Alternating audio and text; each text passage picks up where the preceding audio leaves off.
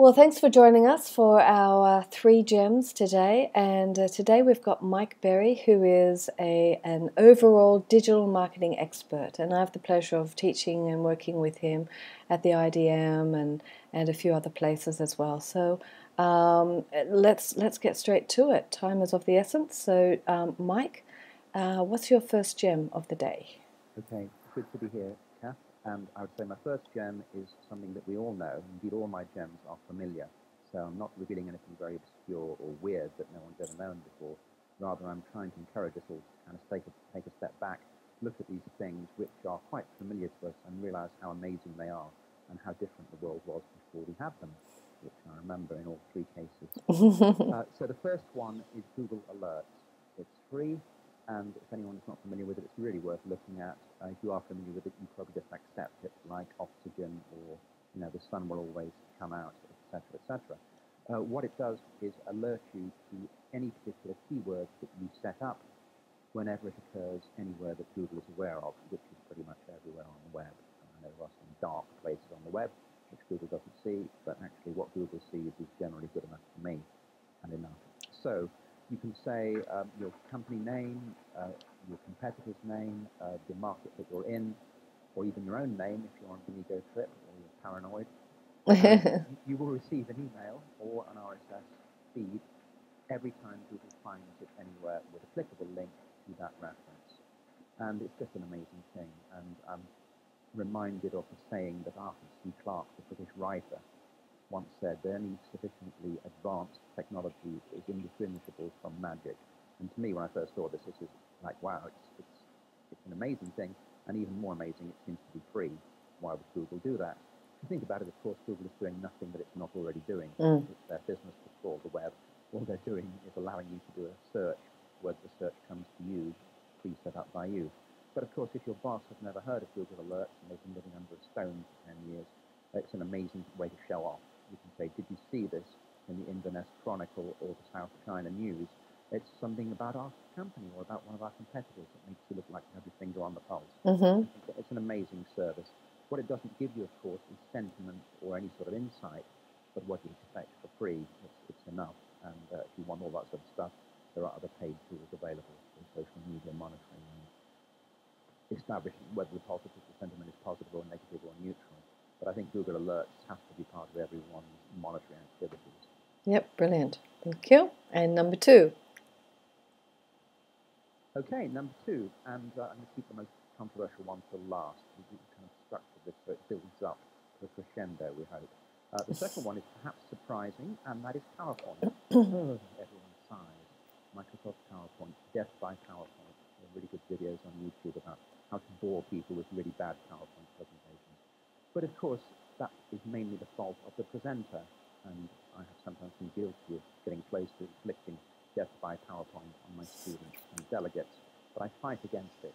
And if you think how different life was before we had PowerPoint, when we were playing with 35mm slides, with glass cases, and going in a carousel, and the number of times you dropped the carousel and all the slides, and put them all back, they were the wrong way round. Yeah. And physically carting these massive slide decks around in plastic carrier bags, jumping onto taxis. It was terrible. But now we have PowerPoint, thanks to Microsoft, and there are, of course, competitors, and sometimes the competitors get a look in just because they're different. I think Prezi is very interesting, and Mac fans swear by Keynote, but PowerPoint is the one that everyone uses, and you don't have to deliver death by PowerPoint. I think a lot of people would not do presentations at all if PowerPoint hadn't been invented, and you've got to make sure it's your servant rather than your master. So there is a skill to creating PowerPoint slides that communicate and then using them. And the overall rules are not too many words on a page and not too many slides in a presentation. That's something I tell myself every time I'm writing a new presentation. So listen particularly well. So I think it's an amazing product. Many people only skim the surface of what is available. I think other people get seduced by some of the gimmicks and the animations, and the whizzy clip art and stuff like that, which can make it look very distracting, and it can actually detract from the message. And of course, you must always remember this is a presentation tool, an aid to communicating.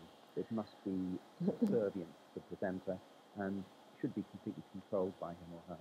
That's right. It's there as a support rather than as the Exactly. main focus. Yeah. Yeah, they used to call them visual aids, which I think is a good way of Yeah, explaining it. yeah. It's like a prop, something to make you look better and help you to communicate, rather than something that drives you and becomes more interesting than whatever you're trying to say. Yeah, there's nothing worse than seeing a presenter who is a slave to his slides. Yes, indeed, and also someone who's just standing there reading them. You Ugh. might as well go home and send the audience PowerPoint. Exactly. You didn't add some value. I keep telling myself. Yeah, cool. Okay, and that's it. That's everything I've got to say about PowerPoint, because I think it's an amazing product. You've got to use it properly. But imagine life without it. yeah, indeed, and a lot of our younger viewers today, and I can't even imagine that carousel thing that you were talking about. It's completely and utterly. Probably you can go to the Museum of Advertising and see it in there. Oh my goodness! Some very old people in the industry. Some very old people. Related.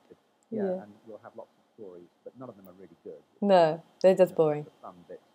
The idea of having to prepare the presentation the night before in time to make the slides, and even then you were up all night. Crazy. No. The flexibility of PowerPoint, where you can edit it if necessary at the very last minute, is another big advantage. Yeah, excellent. Okay, and now for number 3. The third and last gem is email marketing. Yay! Marketing, I am nervous to even mention this in your presence, Kath. You kindly said I was a general expert on digital, which I'm not sure about. Maybe I'm a master of no bits of digital, but I know a bit about most of it. And you are very much a specialist and a genuine expert on email marketing. However, we would expect you to say it was great. You might not expect me to say it's great.